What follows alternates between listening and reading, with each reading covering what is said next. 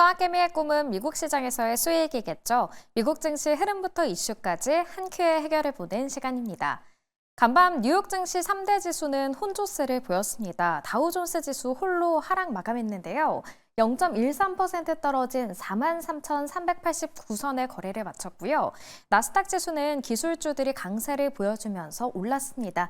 0.6% 상승한 18,791선에서 마감했습니다. 끝으로 S&P 500 지수는 어땠는지 확인해 보겠습니다. S&P 500도 0.39% 오르면서 5,893선을 나타냈습니다.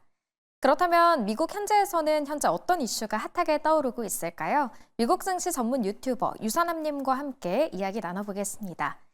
안녕하세요. 오늘은 어떤 일정에 주목해보면 좋을까요? 네, 일단 오늘 같은 경우는 여러 가지 주택 관련된 지표들이 나왔습니다. 건축승인 건수와 주택 착공 건수 말씀드렸던 것처럼 카말라 해리스가 패배하게 되게 되면서 전체적으로 줄어드는 모습들이 관찰이 되고 있습니다. 예상치 양쪽 다 하회를 했고요.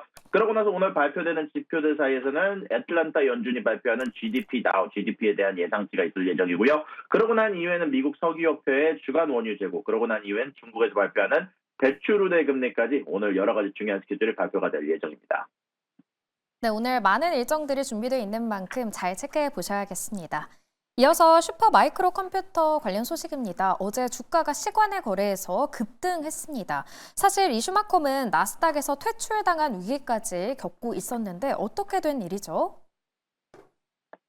네, 일단 SMCI 같은 경우는 최근 들어서 공매도 리포트를 맞기도 했고, 여태까지 연례 리포트를 사실 오늘까지 되지 않으면 퇴출이 될 위기에 해당했었는데, 현재 SMCI가 이 문제를 해결하기 위해서 현재 계획서를 제출했다라고 하면서 동시에 새로운 회계감사법인으로 BDO USA를 섭렵했다라고 발표하게 되게 되면서 현재 주가가 급등하고 있다는 소식이 전달이 됐는데요. 이와 관련해서 SMCI 최고 경영자 CEO는 성명을 내면서 이것은 우리가 재무제표를 업데이트하기 위해서 중요한 조치이고 성실함과 긴급함을 가지고 추진하고 있다라고 강조하면서 나스닥 측이 제시한 마감 기한까지 계획서를 제출함에 따라서 사실 오늘 퇴출이 될 수도 있었던 위기를 피하고 사실 이런 부분들 관련해서 만약에 받아들이게 될 경우 앞으로 3월까지 지속적으로 상장 폐지가 연기가 될 수 있다라고 얘기가 되게 되면서 전체적으로 주가가 크게 오르고 있다는 소식이 전달이 되기도 했습니다. 네, 현재 슈퍼 마이크로 컴퓨터 프리마켓에서도 상승하고 있다라고 전해주셨습니다. 이어서 스피릿 항공 관련 소식입니다. 미국의 항공사인 스피릿 항공이 재무구조 악화로 파산 보호 신청을 했다고요?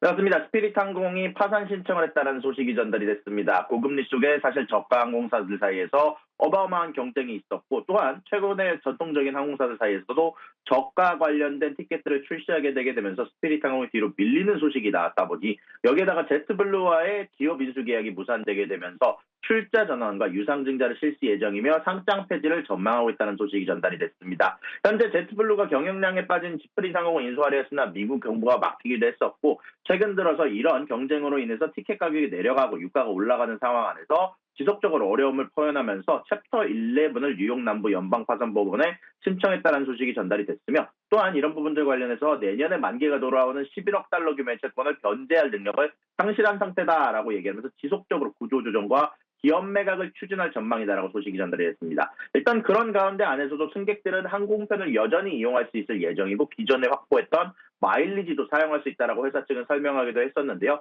아무래도 이런 부분들 관련해서 지속적으로 여태까지 사실 기업 매각을 하지 못했던 상황이기 때문에 아까 말씀드렸던 것처럼 지속적으로 기업 정상화를 위해서 재무구조 개선 협약을 발표했다라고 하지만 아무래도 이런 부분들 관련해서 신주 발행과 여러 가지 유상증자를 통해서 돈을 추가적으로 모집하기 위해서 노력할 것으로 예상이 되고 있다는 소식이 전달이 되기도 했습니다.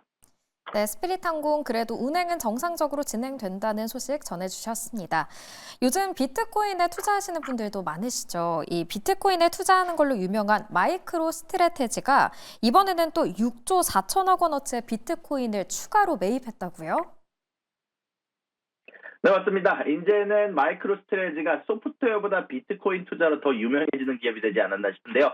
마이크로 스트레지가 사실 저번에 어닝콜 도중에 유상증자를 통해서 비트코인을 추가적으로 매집하겠다라고 얘기를 했는데 이미 지난주에 46억 달러, 약 6조 4천억 원에 해당하는 비트코인 5만 1,700개에 해당하는 비트코인을 매수했다는 소식이 전달이 됐습니다. 이는 이 회사가 4년 전부터 비트코인에 투자하기 시작한 이래 가장 커다란 규모라고 소식이 발표가 됐는데요. 일단 11월 11일부터 17일 사이에 이 회사는 이 같은 규모의 비트코인을 매수했다라고 발표를 했고요. 이로 인해서 현재 마이크로스트레이트는 약 40조 4,500억 원가치에 해당하는 비트코인, 약 290억 달러에 해당하는 비트코인을 가지고 있다라고 소식이 전달이 되게 됐습니다. 네, 본업보다 부업을 더 잘하는 기업인 것 같습니다. 끝으로 트럼프 미디어 관련 소식입니다. 트럼프 미디어가 암호화폐 거래소인 벡트를 인수하기 위해서 논의 중이라고 하는데 관련 내용 자세히 소개해 주시죠. 네, 현재 트럼프 당선인이 대주주인 트럼프 미디어가 가상자산 거래소 벡트를 인수한다는 소식에 현재 벡트의 주가가 급등하고 있다는 소식이 전달이 됐습니다. 현재 트럼프 미디어도 같이 오르게 되면서 17%가량 급등한 가격에서 어저께 기준으로 마감이 됐었는데요.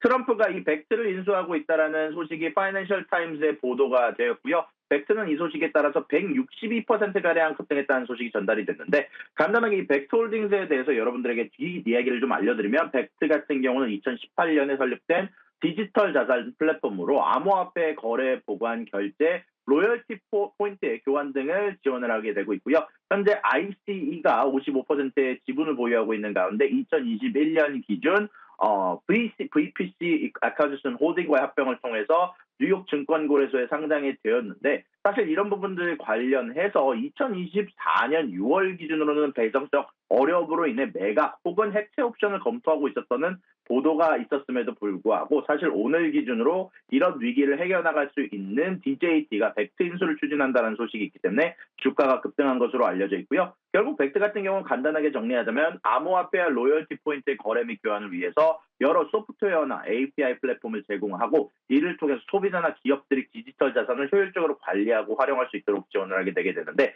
최근 들어서는 비즈니스가 어려웠었던 만큼 이런 부분들을 해결할 수 있는 트럼프 미디어의 인수 조직은 아마 주가를 지속적으로 올려줄 것으로 예측이 되고 있습니다.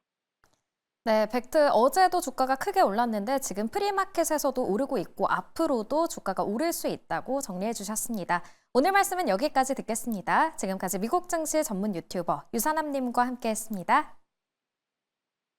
수고하셨습니다.